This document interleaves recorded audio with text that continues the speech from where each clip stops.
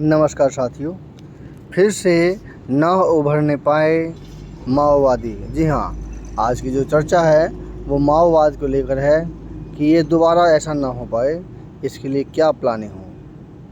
आज की चर्चा इसी पर है। माओवाद का जहर निकालने के बाद मोदी सरकार अब प्रभावित इलाकों की सुरक्षा और वहाँ विकास सुनिश्चित करने में जुट गई है। बीते दिनों बस्तर में केंद्रीय गृह मंत्री अमित शाह ने वहां विकास न पहुंचने का कारण माओवाद को बताते हुए कहा कि गैर भाजपा सरकारों ने न तो माओवाद मुक्त अभियान में हमारा सहयोग किया, लेकिन कांग्रेस की सरकार ने नहीं किया। इस पर विचार करना आवश्यक है कि 1960 के दशक में बंगाल के नक्सलबाड़ी से उठा यह बवंडर कैसे 14 राज्यों के लगभग 150 जिलों तक फैल गया। कैसे माओवादी तिरुपति से लेकर पशुपतिनाथ तक लाल गलियारा बनाने में जुटे। आखिर में कौन सरकार थी जिन्होंने हजारों निर्दोष लोगों की हत्याएं करने वाले माओवादियों को फलने फूलने दिया और उन्हें बगड़ैल बच्चा कहकर आगे बढ़ाया। यह कारण नहीं है कि पीएम मोदी कांग्रेस को माओवाद समर्थक बताते हैं। कांग्रेस का इतिहास माओवाद के समर्थन का भी रहा है। वह माओवाद को एक सामाजिक आर्थिक समस्या बताती रही। देखिए, यहाँ पर पॉइंट लिखा है, माओवाद को एक सामाजिक आर्थिक समस्या बताती रही, और यही सबसे बड़ी मेन जड़ रही है। अब आगे देखते हैं। इसी के चलते 1970-80 के दशक में माओवादी फैलते चले गए। अब देखिए, वो जो आर्थिक सामाजिक समस्या जो बताते गए, उस समस्या को देखते हुए 1970 से 80 के दशक में माओवाद फैलते चले गए। 1990 के दशक में शुरुआत में माओवादियों ने जब छत्तीसगढ़ में बस्तर के पास उड़ीसा, आंध्र और महाराष्ट्र के कुछ हिस्सों को मिलाकर दंडकारण्य आदिवासी राज्य बनाने के लिए हिंसक गतिविधियां तेज की, तब भी कांग्रेस की सरकारें निष्क्रिय बनी रही। अब ये देखिए, ये निष्क्रिय जो बनी रही है ना सरकारें, ये उसी का दंड है। पहले तो उन्होंने कहा कि एक सामाजिक और आर्थिक समस्या दिखाया माओवाद को, उसके बाद वो किस तरह से फैलता गया अलग अलग राज्यों में, और उसमें आदिवासी और भी, और उन्होंने हिंसक गतिविधियाँ अपना ली। इससे ये सरकार की निष्क्रियता को ही दिखाता है। ऐसी बात नहीं कि ये केवल इंडिया में ही हो रहा हो, अफ्रीका में भी इसी तरह का हुआ है, और कई देशों में जहाँ पर सरकारें बिल्कुल जो कहते हैं निष्क्रिय सरकारें जब हो जाती है ना, तो वो दूसरे के प्रति कोई एक्शन नहीं ले पाती है। जो सरकार किसी भी हिंसक प्रदर्शन, हिंसक गतिविधि के खिलाफ कोई एक्शन नहीं लेती है, तो वहाँ पर इसी तरह की एक्टिविटी धीरे धीरे करके पूरे देश को, पूरे राज्य को, पूरे देश को और काफ़ी बड़े हिस्से को पूरी तरह से कैप्चर कर लेती है। और राजा और शासक वर्ग की सबसे बड़ी बात होती है कि वो किस प्रकार से शासन करे, किस प्रकार से दंड दे, ये सबसे महत्वपूर्ण है। अब आगे देखिए क्या कहते हैं कि इसी के चलते 1990 के दशक की शुरुआत में माओवादियों ने जब छत्तीसगढ़ के बस्तर के पास उड़ीसा, आंध्र और महाराष्ट्र के कुछ हिस्सों को मिलाकर दंडकारण्य आदिवासी राज्य बनाने के लिए हिंसक गतिविधियां तेज की, तब भी कांग्रेस की सरकारें निष्क्रिय बनी रही। इस दौरान सैकड़ों जवान बलिदान हुए और निर्दोष नागरिक मारे गए। जब सरकार निष्क्रिय हो जाएगी तो वो आतंकवादी का नाम दे देंगे, और आतंकवादी में उन्होंने क्या किया, माओवाद का नाम नहीं दिया था, उसके जो बाहर के विदेशियों के साथ संपर्क होने की बात करके उन्होंने ये काम शुरू किया, जिसकी वजह से ये मामला किसी भी तरह से सॉल्व हो नहीं रहा था। आंध्र के YSR रेड्डी के कांग्रेस सरकार ने तो 2004 में पीपुल्स वॉर ग्रुप से समझौता वार्ता तक कर ली थी। हालांकि टीडीपी का रुख खिलाफ रहा। 2003 में माओवादियों ने तत्कालीन मुख्यमंत्री चंद्रबाबू नायडू पर हमला भी किया था। देखिए, अब ये देखिए कितना ज़्यादा बढ़ गए। एक समय माओवादियों ने दक्षिण में अपना जंक्शन बना लिया था, जिसे वे केकेटी जोनल कमेटी कहते थे। केकेटी यानी केरल, कर्नाटक और तमिलनाडु। केकेटी जोनल दक्षिण में माओवादियों का कितना असर था, इसका अंदाज़ा इससे लगाया जा सकता है कि उन्होंने यहीं IED ब्लास्ट की तकनीक लिट्टे से सीख ली थी। माओवादियों ने कांग्रेस को भी घाव दिए। 2013 में छत्तीसगढ़ के सुकमा जिले के घाटी में उन्होंने घात लगाकर हमला किया, जिसमें राज्य कांग्रेस का लगभग पूरा नेतृत्व खत्म हो गया। इसके बाद कांग्रेस का रुख थोड़ा बदला, पर 2018 से 2023 तक छत्तीसगढ़ की बघेल सरकार ने माओवादियों के खिलाफ वैसा अभियान नहीं छेड़ा जैसा आवश्यक था। जब बीती 31 मार्च माओवाद के खात्मे की डेडलाइन थी, तब तेलंगाना के कांग्रेस सरकार ने कहा कि राज्य में किसी माओवादी का एनकाउंटर नहीं होगा। यही वजह रही कि देश के दूसरे हिस्से में जब माओवादियों का एनकाउंटर हो रहा था, तब तेलंगाना से एक भी बड़े एनकाउंटर की खबर नहीं आई। छत्तीसगढ़ के ऑपरेशन के दौरान माओवादी भागकर तेलंगाना के जंगलों में शरण ले रहे थे, इसलिए वहां से सिर्फ माओवादियों के सरेंडर की खबरें आई। माओवादियों के खिलाफ देश के अलग अलग हिस्सों में अभियान चल रहे थे, लेकिन संघर्ष क्षेत्र बस्तर यानी दंडकारण्य और आबूझमाड़ का जंगल था। इसी दंडकारण्य में तेलंगाना, आंध्र और उड़ीसा की सीमा लगती है। यहाँ माओवादियों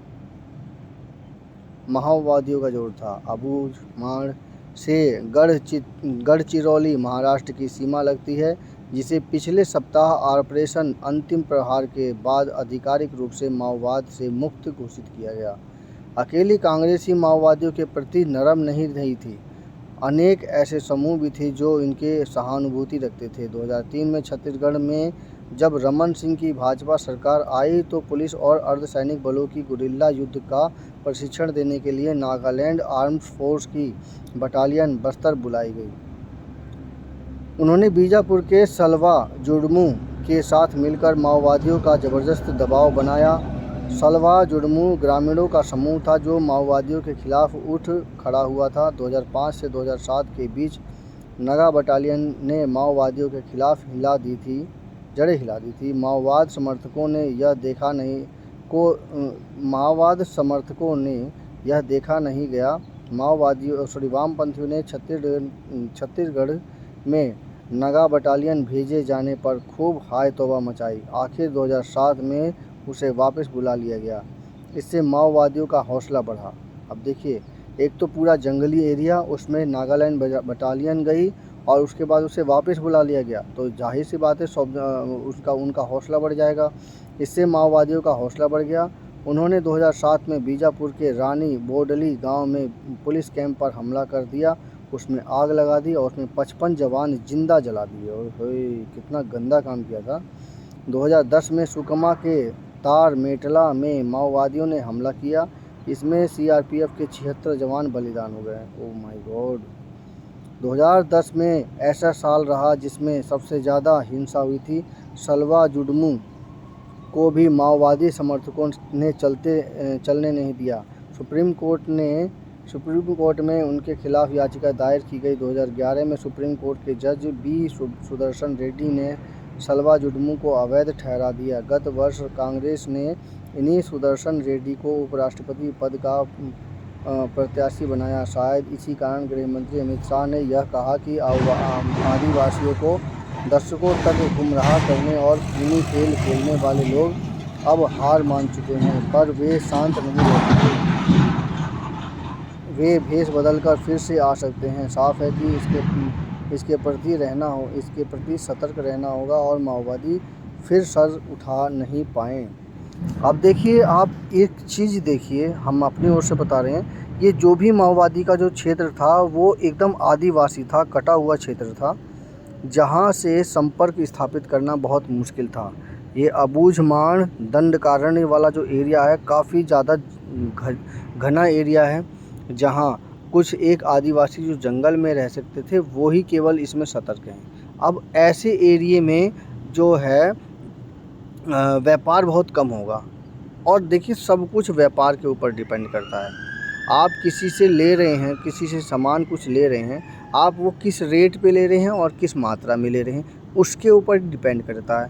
तो अब ये जो अबूझमाड़ और दंडकारण्य वाला जो एरिया है, काफ़ी ज़्यादा पिछड़ा हुआ एरिया है, और कभी भी इस तरह की एक्टिविटी होती है तो वो इसी तरह के एरिया, जो पिछड़ा हुआ एरिया रहेगा, उन्हीं एरिया को ही पकड़ेंगे। और पब्लिक चूँकि वहाँ की दूसरे लोगों के साथ अटैच रहेगी नहीं, व्यापार को कम से कम करेगी, और ऐसी स्थिति में वो ऐसे ही एरिया को, ऐसे ही क्षेत्रों को पकड़ते हैं और वो नक्सल प्रभावित कर देते हैं।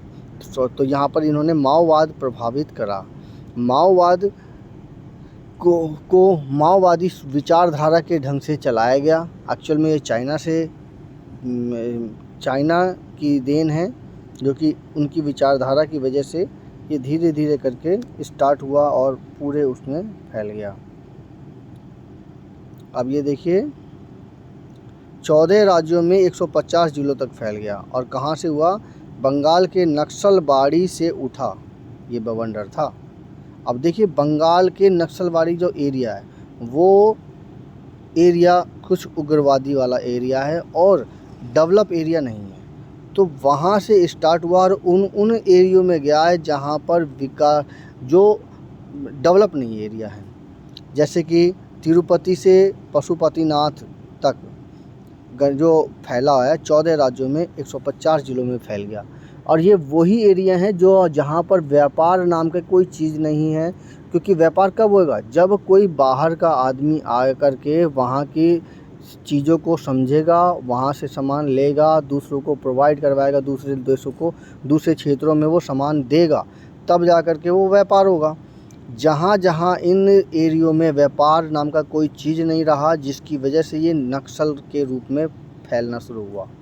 और नक्सलबाड़ी से स्टार्ट हुआ, नक्सलवाद यानी कि माओवाद, ये वहाँ से स्टार्ट हुआ और काफ़ी बड़े एरिया में फैल गया, 14 राज्यों में फैला है।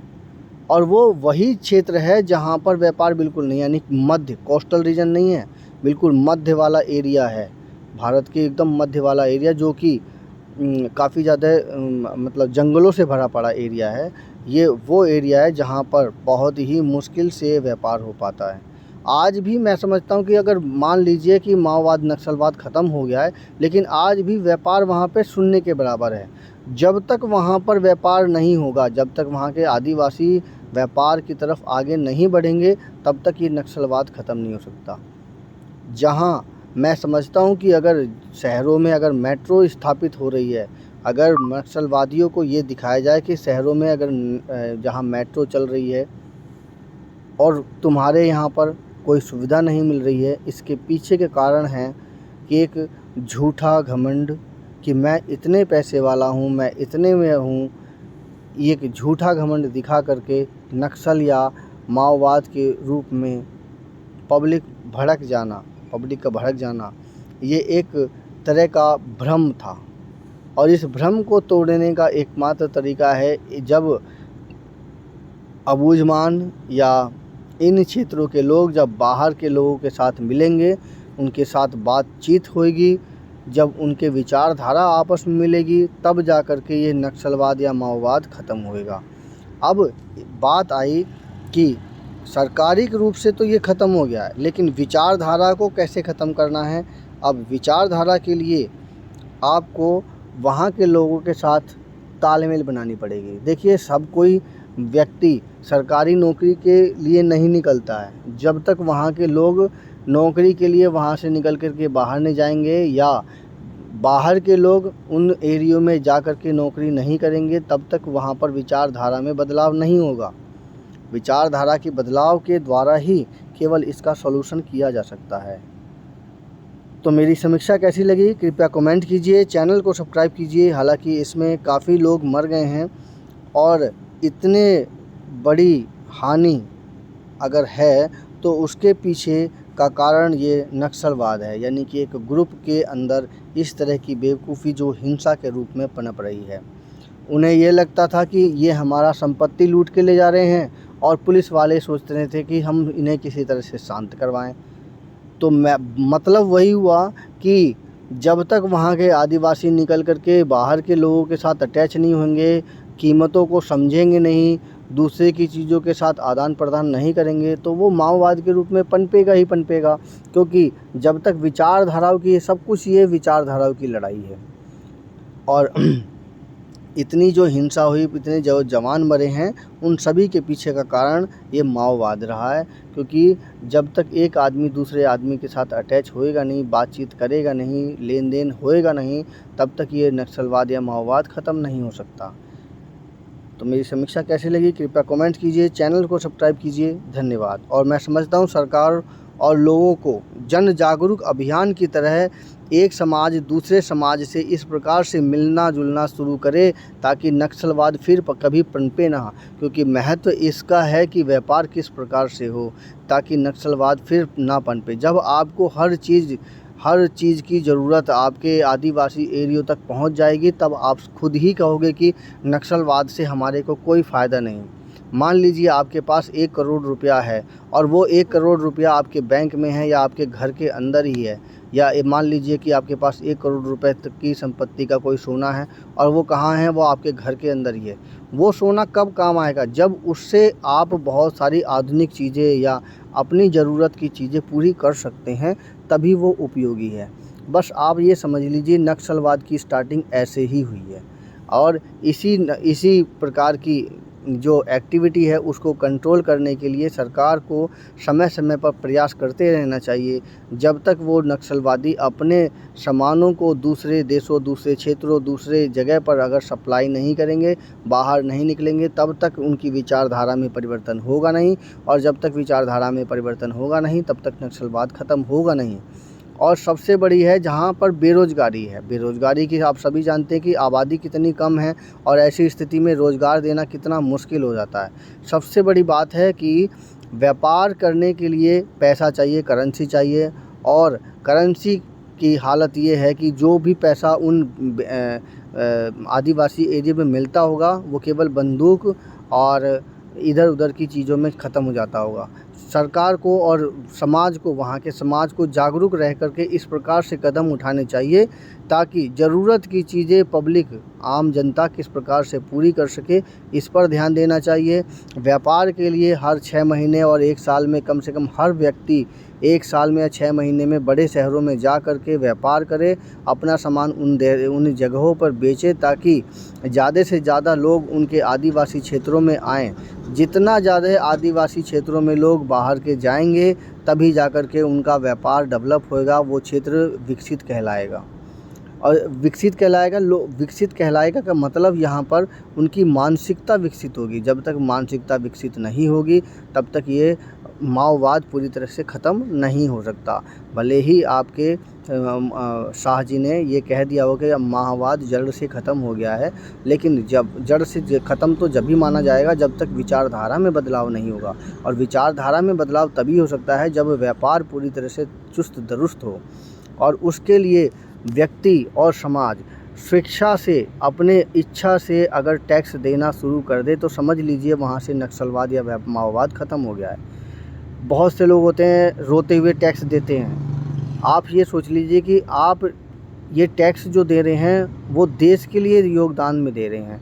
ये सोचकर अगर आप टैक्स देंगे तो उससे आपका नक्सलवाद या माओवाद ख़त्म होगा, क्योंकि आप इसे देश योगदान में टैक्स दे रहे हैं। आप इससे नए तरह के मतलब आप अपनी सुविधा के लिए ये सब टैक्स दे रहे हैं। यही टैक्स आपके लिए आगे बढ़ोतरी करता है।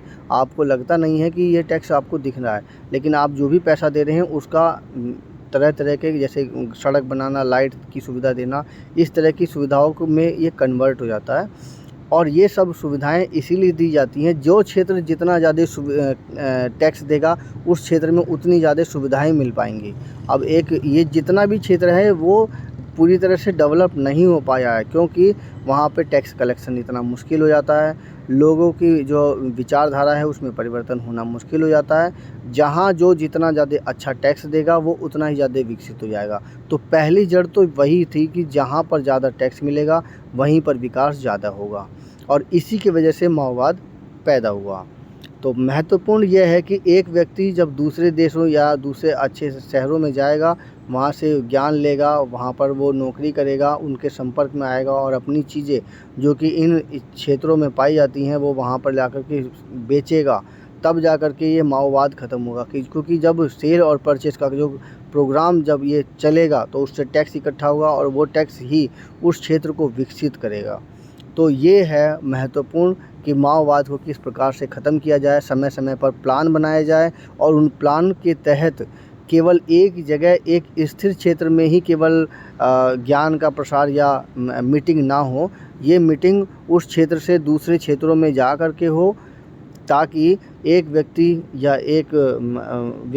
एक लेडीज़ एक क्षेत्र से दूसरे क्षेत्र में जाए और उनसे विचारधाराओं में आपस में समागम हो और उससे व्यापार में आगे बढ़ोतरी हो, टैक्स अर्जित होने की व्यवस्था हो पाए। ऐसी सिचुएशन बने तभी जा कर के उस क्षेत्र या उस देश का विकास हो सकता है। मेरी समीक्षा कैसी लगी कृपया कमेंट कीजिए, चैनल को सब्सक्राइब कीजिए। धन्यवाद।